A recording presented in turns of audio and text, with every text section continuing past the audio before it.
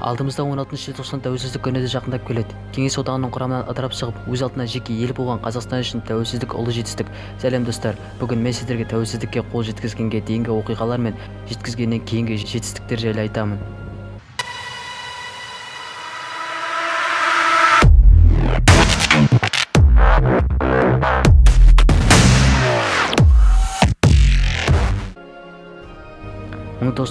жыл тамыз айы Мәскеуде өткен саяси жағдайдан кейін коммунистік партия таратылды.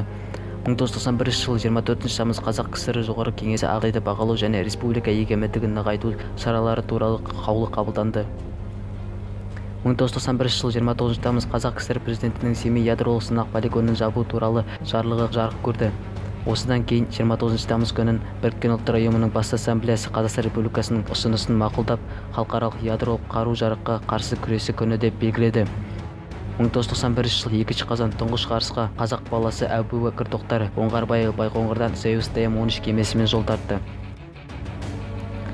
1991 жыл 16 қазан Қазақ КСР-ның президентін сайлау туралы Қазақ Кеңестік Социалистік Республикасының заңы қабылданды.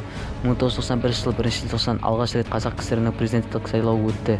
98,78%-бен Нұрсұлтан Әбішұлы Назарбаев жеңіске жетіп, ел президенті болып сайланды. 1991 жыл 10 желтоқсан Қазақ КСР-ның жоғарғы кеңесі Қазақ Кеңестік Социалистік Республикасының атауын өзгерту туралы заңын қабылдады. Ол Қазақстан Республикасы деп аталды. 1991 жыл 12 желтоқсан Қазақстандағы 1986 жылғы желтоқсанның 17-18 күндеріндегі оқиғаларға қатысқан үшін жауаптылыққа тартылған азаматтарды ақтау туралы Қазақстан Республикасының президенттік жарлығы қабылданды. 1991 жыл 16 желтоқсан Қазақстан Республикасының мемлекеттік тәуелсіздігі туралы Қазақстан Республикасының заңы қабылданды. Дәл осы күні мемлекеттік тәуелсіздігі жарияланды. Арада 45 минут өткеннен кейін Түркия елі бірінші болып елдің егемендігін мойындады. 1991 жыл 17 желтоқсан Қазақстан Республикасының демократиялық жаңғыру күні болып жарияланды. 1991 жыл 20 желтоқсан Қазақстан Республикасының азаматтығы туралы елбасының қаулысы қабылданды. 1991 жылдың соңы Ресей Федерациясы Қазақстан Республикасының мемлекеттік егемендігін мойындады.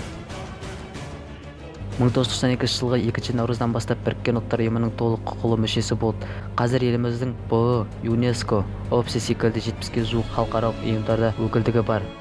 Мемлекеттің тәуелсіздігін қамтамасыз ету мақсатында 1992 жылғы қаңтарда еліміздің әскері құрылды. 1992 жыл 11 желтоқсан Қазақстан Республикасының мемлекеттік әнұранының мәтіні бекітілді.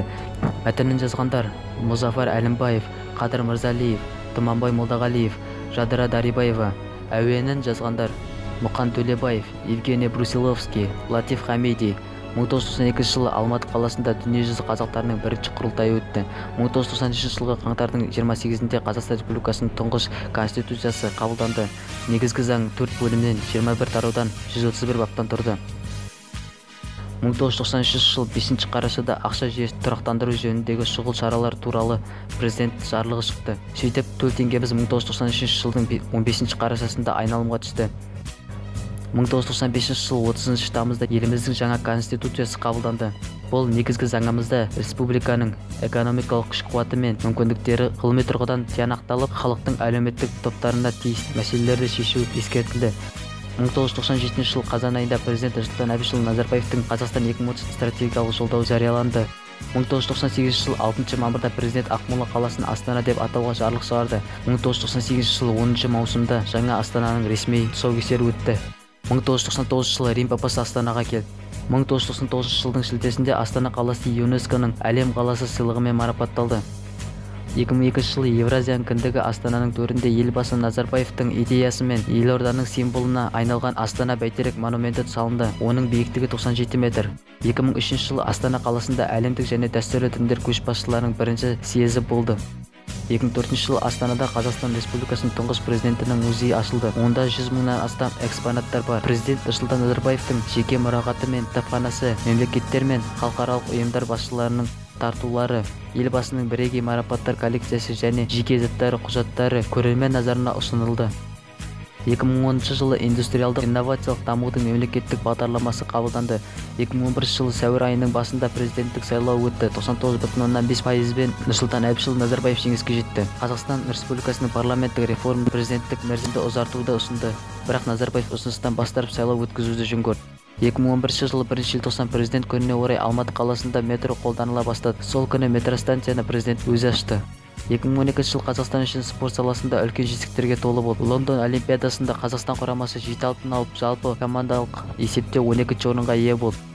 2012 жыл елімізге тағы бір жеңіс әкелді. Қазақстан астанасының Экспо 2017 көрмесін өткізуге байланысты конкурсты жеңіп алып, көрмені өткізу құқығы үшін Қазақстан бельгиялық Льеж қаласымен бәсекеге түсіп, сенімді түрде жеңіп шықты. 2014 жылы президент Қазақстанды дамыған 30 мемлекет қатарына кіргізу үшін Қазақстан 2050 стратегиясын жариялады. 2015 жыл қазақ мемлекеттілігінің 550 жылдығы атап өтілді. Және де 2017 жыл еліміздің астанасында Экспо 2017 көрмесі өтетін болады. Бұл жерде осыған дейінгі жеткен жетістіктеріміз толық емес.